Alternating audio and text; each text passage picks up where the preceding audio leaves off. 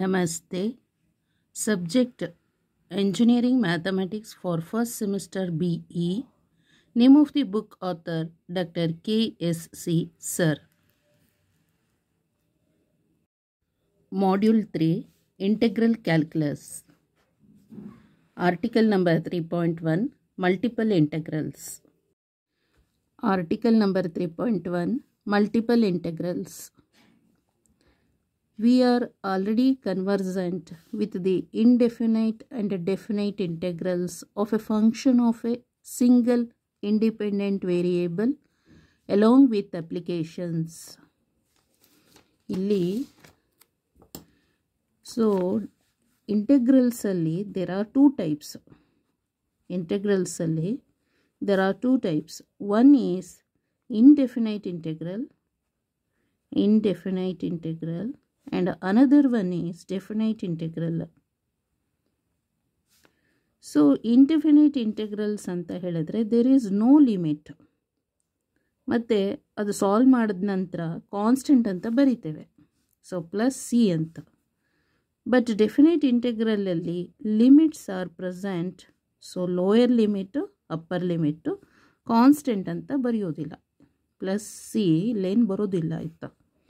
So integrals indefinite, definite and indefinite integrals. So indefinitely there is no limit. Solve ಮಾಡಿದ್ವಾಗ ಪ್ರಾಬ್ಲಮ್ನ ಮತ್ತೆ plus C ಅಂತ ಬರಿತೇವೆ constant. But definitely limits are present ಇರುತ್ತೆ, constant ಅಂತ ಬರೆಯೋದಿಲ್ಲ. Okay, ಮತ್ತು ಇದರಲ್ಲಿ ನಾವು ಇಲ್ಲಿ ತನಕ ಪ್ರೀವಿಯಸ್ ಅಂದರೆ ಈಗ ಮಲ್ಟಿಪಲ್ ಇಂಟೆಗ್ರಲ್ಸ್ಗೂ ಮುಂಚೆ ನಾವು ಕಲ್ತಿದ್ದು only single variable, single independent variable ಅದುವೇ. So y equal to F of X. X is independent variable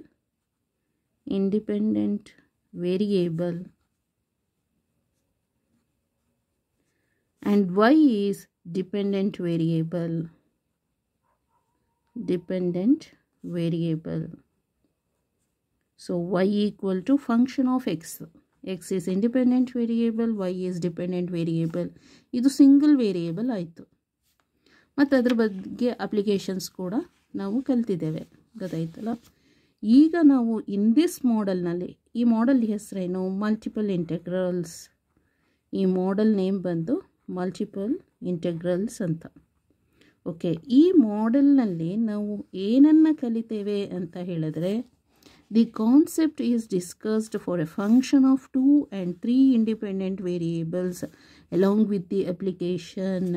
ಅಂದರೆ ಫಂಕ್ಷನ್ ಆಫ್ 2 and ಅಂದರೆ ಈಗ ಎಕ್ಸ್ ವೈ ಅಂತ ಕನ್ಸಿಡರ್ ಮಾಡಿದ್ರೆ ಇಲ್ಲಿ ಝೆಡ್ ಅಂತ ಇಟ್ಕೊಳ್ಳೋಣ. Z equal to F of X Y ಆಗ್ಬೋದು, ಗೊತ್ತಾಯ್ತಲ್ಲ. ಅಥವಾ ಇನ್ನೂ ಎಕ್ಸ್ ವೈ ಝೆಡ್ ಅಂತಲೇ ಆದ್ರೂ ಇಲ್ಲಿ ಯಾವುದೋ ಬೇರೆ U equal to F of X Y Z ಅಂತ ಆಗ್ಬೋದು. ಸೊ ಇಲ್ಲಿ ಏನು ಆಗ್ತಾ ಇದೆ, 2 ಇಂಡಿಪೆಂಡೆಂಟ್ ವೇರಿಯೇಬಲ್ಸ್ ಆಯಿತು. 2 ಇಂಡಿಪೆಂಡೆಂಟ್ ವೇರಿಯೇಬಲ್ಸ್, ಗೊತ್ತಾಯ್ತಲ್ಲ. 2 ಇಂಡಿಪೆಂಡೆಂಟ್ ವೇರಿಯೇಬಲ್ಸ್. ಇಲ್ಲಿ 3 ಇಂಡಿಪೆಂಡೆಂಟ್ ವೇರಿಯೇಬಲ್ಸ್. 3 independent variables. ಇದರದ್ದು ಕಾನ್ಸೆಪ್ಟನ್ನು ನಾವು ಡಿಸ್ಕಷನ್ ಮಾಡಿಕೊಂಡು ಮತ್ತು ಅದನ್ನು ಅಪ್ಲಿಕೇಶನ್ಸ್ಗೆ ಹಾಕ್ತೇವೆ. ಈ ಸಿಂಗಲ್ ಇಂಡಿಪೆಂಡೆಂಟ್ ವೇರಿಯೇಬಲಿಂದ ಎಲ್ಲಿಗೆ ಹೋಯಿತು ಅಪ್ಲಿಕೇಶನು ಅಂದರೆ only line integral find out ಮಾಡಲಿಕ್ಕೆ ಹೆಲ್ಪ್ ಆಗ್ತದೆ. ಸೊ ಸಿಂಗಲ್ ಇಂಟೆಗ್ರಲನ್ನು ಲೈನ್ ಇಂಟೆಗ್ರಲ್ ಅಥವಾ ಪಾಯಿಂಟ್ ಇಂಟೆಗ್ರಲ್ ಫೈಂಡ್ ಔಟ್ ಮಾಡಲಿಕ್ಕೆ ಬೆಟರ್ ಇದು, ಗೊತ್ತಾಯ್ತಲ್ಲ. ಲೈನ್ ಇಂಟೆಗ್ರಲ್ ಅಥವಾ ಪಾಯಿಂಟ್ ಇಂಟೆಗ್ರಲ್. ಈ 2 ಇಂಡಿಪೆಂಡೆಂಟ್ ವೇರಿಯೇಬಲ್ ಎಲ್ಲಿ ಅಪ್ಲಿಕೇಶನ್ಸ್ ಅಂದರೆ ಏರಿಯಾ ಫೈಂಡ್ ಔಟ್ ಮಾಡಲಿಕ್ಕೆ, ಸರ್ಫೇಸ್ ಏರಿಯಾ. ಸೊ ಇದನ್ನು ಡಬಲ್ ಇಂಟೆಗ್ರಲ್ನಲ್ಲಿ ನಾವು ಫೈಂಡ್ ಔಟ್ ಮಾಡ್ತೇವೆ, ಗೊತ್ತಾಯ್ತಲ್ಲ. ಡಬಲ್ ಇಂಟೆಗ್ರಲ್ನಲ್ಲಿ ಫೈಂಡ್ ಔಟ್ ಮಾಡೋದು. ಇದು single integral, only 1 integral line integral ಆಯಿತು. Double integral area find out ಮಾಡಲಿಕ್ಕೆ. So unit length breadth, so metre square ಆಗ್ತದೆ. ಈ 3 ಇಂಡಿಪೆಂಡೆಂಟ್ ವೇರಿಯೇಬಲ್ಸ್ ಎಲ್ಲೆಲ್ಲಿ ಅಪ್ಲಿಕೇಶನ್ಸ್ ಅಂತ ಹೇಳಿದ್ರೆ ವಾಲ್ಯೂಮ್ನ ಫೈಂಡ್ ಔಟ್ ಮಾಡಲಿಕ್ಕೆ ಬೆಟರ್ ಆಗುತ್ತೆ. ಟ್ರಿಪಲ್ ಇಂಟೆಗ್ರಲ್, ಯಾವ ಇಂಟೆಗ್ರಲ್ ಯೂಸ್ ಮಾಡ್ತೇವೆ ಇದರಲ್ಲಿ ಅಂದರೆ ಟ್ರಿಪಲ್ ಇಂಟೆಗ್ರಲ್. ಎಲ್ಲಿ ಯೂಸಸ್ ಆಗುತ್ತೆ? ವಾಲ್ಯೂಮ್ನ ಫೈಂಡ್ ಔಟ್ ಮಾಡಲಿಕ್ಕೆ. ಸೊ ವಾಲ್ಯೂಮ್ನ ಫೈಂಡ್ ಔಟ್ ಮಾಡಲಿಕ್ಕೆ ಹೆಲ್ಪ್ ಆಗ್ತದೆ ಇದು. Length, breadth, height find out ಮಾಡಲಿಕ್ಕೆ. ಓಕೆ, ಸೊ ಅಲ್ಲಿ ನಾವು ಟ್ರಿಪಲ್ ಇಂಟೆಗ್ರಲ್ ಯೂಸ್ ಮಾಡ್ತೇವೆ. ಆ ಕಾನ್ಸೆಪ್ಟನ್ನು ಅರ್ಥ ಮಾಡಿಕೊಂಡು ಈ ಡಬಲ್ ಇಂಟೆಗ್ರಲ್ ಅಂದರೆ 2 independent variables concept, 3 independent variable ಕಾನ್ಸೆಪ್ಟನ್ನ ಅರ್ಥ ಮಾಡಿಕೊಂಡು ಡಿಸ್ಕಷನ್ ಮಾಡಿ ನಾವು ಅದನ್ನು ಅಪ್ಲೈ ಮಾಡೋದು. ಗೊತ್ತಾಯ್ತಲ್ಲ? ಅರ್ಥ ಮಾಡ್ಕೋತೀವಿ ಫಸ್ಟು ಕಾನ್ಸೆಪ್ಟನ್ನ, ಅಂದರೆ ಒಂದಷ್ಟು ಥಿಯರಿ ಹೇಳಿರ್ತಾರಲ್ಲ ಅದರಿಂದ ಅರ್ಥ ಮಾಡ್ಕೋತೀವಿ. ಡಿಸ್ಕಷನ್ ಅಂತ ಹೇಳಿದ್ರೆ ಒಂದಷ್ಟು ಪ್ರಾಬ್ಲಮ್ಸ್ ಇರುತ್ತಲ್ಲ, ಅದಕ್ಕೆ ನಾವು ಫಾರ್ಮುಲಾಸ್ ಹಾಕಿ ಸಬ್ಸ್ಟಿಟ್ಯೂಷನ್ ಮಾಡ್ಕೊಂಡು ಸಾಲ್ವ್ ಮಾಡಿ ಡಿಸ್ಕಷನ್ ಮಾಡ್ಕೊಳ್ಳೋದು. ಮಾಡ್ಕೊಂಡು ಏನು ಮಾಡ್ತೇವೆ, ಅಪ್ಲಿಕೇಶನ್ಸಿಗೆ ಅದು ಎಲ್ಲಿ ಅಪ್ಲಿಕೇಬಲ್ಲು. ಸೊ ನಮಗೆ ಗೊತ್ತಾಗಿದೆಯಲ್ಲ, ಸಿಂಪಲಾಗಿ ಗೊತ್ತಾಗಿದೆ ಎಲ್ಲಿ ಅಪ್ಲಿಕೇಬಲ್ಲು, ಅಲ್ಲಿಗೆ ನಾವು ಅದನ್ನು ಯೂಸ್ ಮಾಡ್ಕೊತೀವಿ. ಇದನ್ನು ಹೆಲ್ಪ್ ಆಗಿ ತಗೋತೀವಿ. ಅದಕ್ಕೆ ಬೇಗ ಸಾಲ್ವ್ ಮಾಡಿದ್ರೆ ಬೇಗ ರಿಸಲ್ಟ್ ಬರುತ್ತೆ. Okay, next further we also discuss 2 special functions. ಅಷ್ಟೇ ಅಲ್ಲ, ಮಲ್ಟಿಪಲ್ ಇಂಟೆಗ್ರಲ್ಸಲ್ಲಿ ಇದೆರಡು ಮಾತ್ರ ಅಲ್ಲ, 2 ಇಂಡಿಪೆಂಡೆಂಟು ವೇರಿಯೇಬಲ್ಲು, 3 ಇಂಡಿಪೆಂಡೆಂಟ್ ವೇರಿಯೇಬಲ್ ಅಲ್ಲದೆ ನಾವು ಒಂದು ಬೀಟಾ ಆ್ಯಂಡ್ ಗಾಮಾ ಫಂಕ್ಷನ್ಸ್ ಅನ್ನೋದನ್ನು ಕೂಡ ನಾವು ಡಿಸ್ಕಷನ್ ಮಾಡ್ಕೋತೇವೆ. ಆಯಿತಾ? ಒಂದು ಬೀಟಾ ಫಂಕ್ಷನ್ನು, ಮತ್ತೊಂದು ಗಾಮಾ ಫಂಕ್ಷನ್ಸ್ ಅಂತ. ಗಾಮಾ ಫಂಕ್ಷನ್ಸನ್ನು ಇದ್ರ ಬಗ್ಗೆನೂ ಕೂಡ ನಾವು ಇದು ಕಾನ್ಸೆಪ್ಟ್ ತಿಳ್ಕೊಂಡು ಫಾರ್ಮುಲಾ ನೋಡಿಕೊಂಡು ಅದನ್ನು ಕೂಡ ನಾವು ಅಪ್ಲೈ ಮಾಡ್ತೇವೆ. Define in the form of definite integrals. ಇದನ್ನು ನಾವು ಎಲ್ಲಿಗೆ ಹಾಕ್ತೇವೆ ಅಂದರೆ ಈ ಡೆಫಿನೈಟ್ ಇಂಟೆಗ್ರಲ್ಸ್ಗೆ.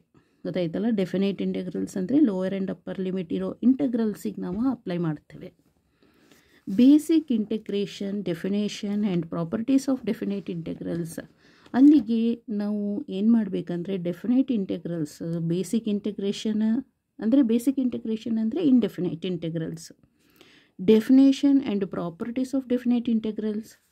ಡೆಫಿನೈಟ್ ಇಂಟೆಗ್ರಲ್ಸ್ದು ಡೆಫಿನೇಷನ್ ಗೊತ್ತಿರಬೇಕು ಮತ್ತು ಅದರದ್ದು ಪ್ರಾಪರ್ಟೀಸ್ ಗೊತ್ತಿರಬೇಕು of definite integrals. Along with the following 2 established reduction formula is an essential prerequisite. ಅದಕ್ಕೋಸ್ಕರ ಇಲ್ಲೊಂದಷ್ಟು 2 ರಿಡಕ್ಷನ್ ಫಾರ್ಮುಲಾ ಕೊಟ್ಟಿದ್ದಾರೆ. ಗೊತ್ತಾಯ್ತಲ್ಲ? ಇದನ್ನು ನೋಡೋಣ ಫಸ್ಟು. ಇದಕ್ಕೂ ಮುಂಚೆ ರಿಡಕ್ಷನ್ ಫಾರ್ಮುಲಾ, ಇಲ್ಲಿ ಏನು ರಿಡಕ್ಷನ್ ಫಾರ್ಮುಲಾ ಅಂತ ಹೇಳಿದ್ರೆ, ಈಗ first reduction formula. So 0 to integral of 0 to π/2 ಅಂದರೆ ಇದು this is for lower limit, this one is upper limit. Already ನಿಮಗೆ 12th ಸ್ಟ್ಯಾಂಡರ್ಡಲ್ಲೇ ಗೊತ್ತಾಗಿದೆ. Okay, sine to the power of nx dx ಹೀಗಿರುತ್ತೆ. ಇದಕ್ಕೆ ಹೇಗೆ ರಿಡಕ್ಷನ್ ಫಾರ್ಮುಲಾ ಮತ್ತು ಕಾಸ್ ಕೂಡ ಹಾಕ್ಬೋದು. 0 to π/2 cos to the power of nx dx. ಇದಕ್ಕೆ ಒಂದೇ ಫಾರ್ಮುಲಾ ಇರೋದು, equal to n-1, n-3, n-5 et cetera. n-1 divided by n-3 divided by n-2, n-5 divided by n-4. ಇದೆಲ್ಲ ಈವನ್ ನಂಬರು, ಮೇಲೆಲ್ಲ odd number. Multiply with K. ಇಲ್ಲಿ N ಏನಾಗಿರಬೇಕು ಅಂದರೆ where N is positive integer ಆಗಿರಬೇಕು. Positive integer ಅಂದರೆ natural numbers ಆಗಿರಬೇಕು. Negative number ಇರಬಾರ್ದು, whole number ಇರಬಾರ್ದು. Only natural numbers positive integer ಆಗಿರಬೇಕು. So where K equal to 1 ಆಗುತ್ತೆ ಯಾವಾಗ ಅಂದರೆ when N is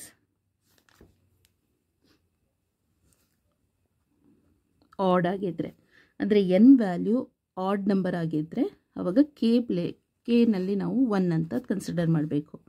when K equal to π/2 ಯಾವಾಗ ಆಗುತ್ತೆ ಅಂದರೆ when N is even number ಆಗಿದ್ದರೆ. ಗೊತ್ತಾಯ್ತಲ್ಲ? ಸೊ ಇಷ್ಟೇ. Sign nx cos nx n-1 n-3 n-2 n-5 n- divided by n-4 etc. into k. n is a positive integer, k equal to 1 when n is odd, k equal to π/2 if n is even. Next reduction formula, this one. Integral of 0 to π/2 sin mx cos nx dx. So second reduction formula, integral of 0 to pi by 2 sine to the power of mx dx cos to the power of nx dx. ಹೀಗಿದ್ರೆ ಏನು ಮಾಡಬೇಕು? Equal to m minus 1, m minus 3, m minus 5, m minus 7 ಈ ಥರ add ನಂಬರ್ಸನ್ನೇ subtract ಮಾಡ್ಕೊಂಡು ಹೋಗಬೇಕು. ಗೊತ್ತಾಯ್ತಲ್ಲ? ಇದು ಒಂದು. ನೆಕ್ಸ್ಟ್ ಇವಾಗ n ಅಂತ ಹೇಳಿದ್ರೆ n minus 1, n minus 3 ಹಾಗೆ. ಗೊತ್ತಾಯ್ತಲ್ಲ? ಡಿವೈಡೆಡ್ ಬೈ ಇಲ್ಲಿ ಏನು ಬರುತ್ತೆ ಅಂದರೆ m plus n, next m plus n minus 2 even number, m plus n minus 4, next m plus n minus 6 ಆ ಥರ ಈವನ್ ನಂಬರೇ ಹೋಗಬೇಕು ಇಂಟು ಕೆ. ಗೊತ್ತಾಯ್ತಲ್ಲ? ಇಲ್ಲಿ m and n both are positive ಆಗಿರಬೇಕು. ವೇರ್ m and n both are positive integer. So negative integer ಆಗಿರಬಾರ್ದು, positive integer ಆಗಿರಬೇಕು. When k equal to pi by 2. ಯಾವಾಗ? When m and n both are even number ಆಗಿದ್ದಾಗ, even ಆಗಿದ್ದರೆ ಸಾಕು, ನಂಬರಲ್ಲ, even ಆಗಿದ್ದರೆ. Next otherwise k equal to 1. So otherwise k equal to 1 ಆಗಿರುತ್ತೆ. ಗೊತ್ತಾಯ್ತಲ್ಲ? ಸೊ ಒಮ್ಮೆ ನೋಡಿ. So 0 to pi by 2 sin mx cos nx cos to the power of nx dx m minus 1, m minus 3, n minus 1, n minus 3 whole divided by m plus n minus 2 etc. into k, where m and n are positive integers and k equal to pi by 2 only when m and n are even ಆಗಿರಬೇಕು. Otherwise k equal to 1. Okay, ಒಂದಷ್ಟು examples ಹೇಳಿದ್ದಾರೆ, ನೋಡೋಣ. So first example, integral of 0 to pi by 2 sin 5x dx ಅಂತ.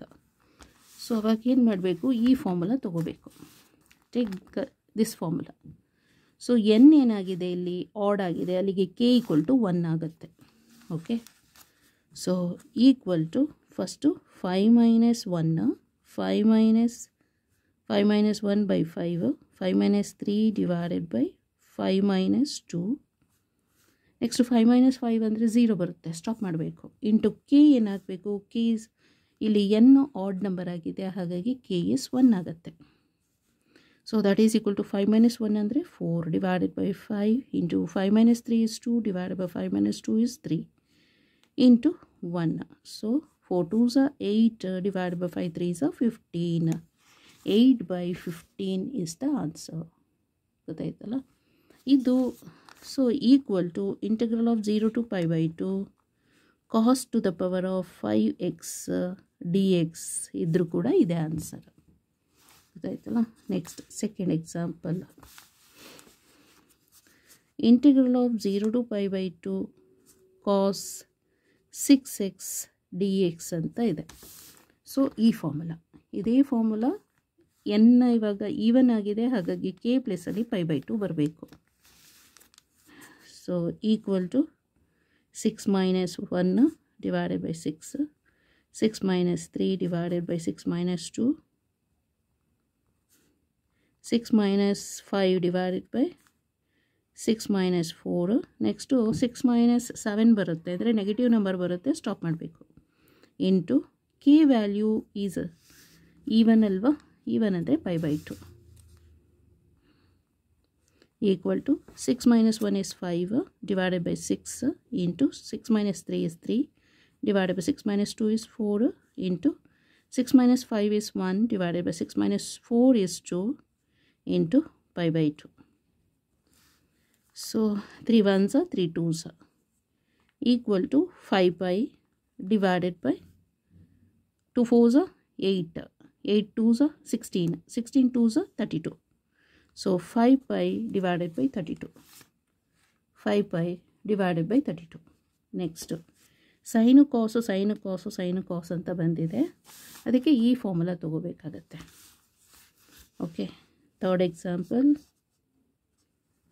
integral of 0 to pi by 2 sin 5x cos to the power of 4x dx equal to 5 minus 1, 5 minus 3, 5 minus 5 ಅಂದರೆ 0 ಬರುತ್ತೆ, leave it. Next 4 minus 1, 4 minus 3, 4 minus 5 negative number ಬರುತ್ತೆ, ಬೇಡ. Next 5 plus 4, 5 plus 4 minus 2, 5 plus 4 minus 6, ಇಲ್ಲೆಷ್ಟು 9, ಇದು 5 plus 4 9 minus 2 ಅಂದರೆ 7, ಇದು 5 plus 9 minus 6 ಅಂದರೆ 3 ಬರುತ್ತೆ, 4 ಬರಬೇಕಿಲ್ಲಿ, ಇದು 4 ಬರಬೇಕು, 4 4 ಕ್ಯಾನ್ಸಲು, 5 ಆಯಿತು, ಗೊತ್ತಾಯ್ತಲ್ಲ. ನೆಕ್ಸ್ಟು 5 plus 4 minus 6 ಅಂದರೆ 9, 3 ಬರುತ್ತೆ. ನೆಕ್ಸ್ಟು 5 plus 4 minus 8 ಅಂದರೆ 1 ಬರುತ್ತೆ, ಸ್ಟಾಪ್ ಮಾಡಬೇಕು. ಇಂಟು, ಸೊ ಇದು 5 4 ಬಂದಿದೆ, ಒಂದು ಆಡ್ ಒಂದು ಈವನ್. ಸೊ ಇಲ್ಲಿ 2 ಈವನ್ ಆಗಿದ್ದರೆ ಮಾತ್ರ ಪೈ ಬೈ 2, ಅದರ್ವೈಸ್ 1 ಅಂತ, ಅಲ್ಲಿಗೆ ಕೆ ಇಸ್ 1 ಆಗುತ್ತೆ. ಈಕ್ವಲ್ ಟು 5 minus 1 ಅಂದರೆ 4 into 5 minus 3 is 2, 4 minus 1 is 3, 4 minus 3 is 1 divided by 9 into 7 into 5 into 3 into 1. So 3 1 3 1 cancel ಆಯಿತು. So equal to 4 2s 8 divided by, ಇದು 7 5s 35 ಆಗುತ್ತೆ, 35 9s, ಇದು 45ಗೆ 5 4 carry, 27 plus 7 27 28 29 30 31 315, 8 by 315, 8 divided by 315 is the answer. Next to fourth.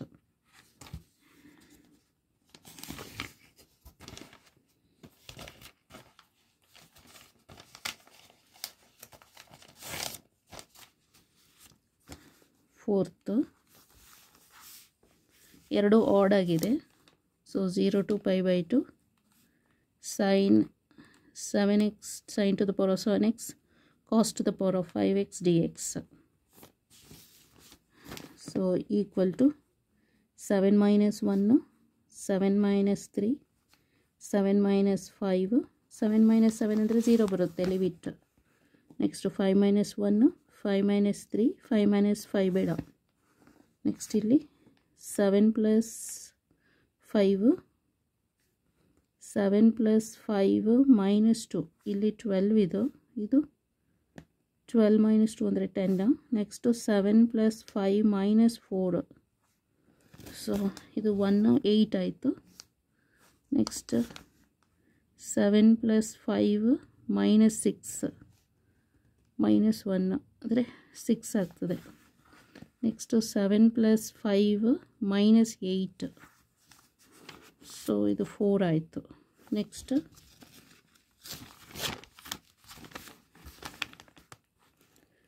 7 plus 5 minus 10, 12 2 ಆಗುತ್ತೆ.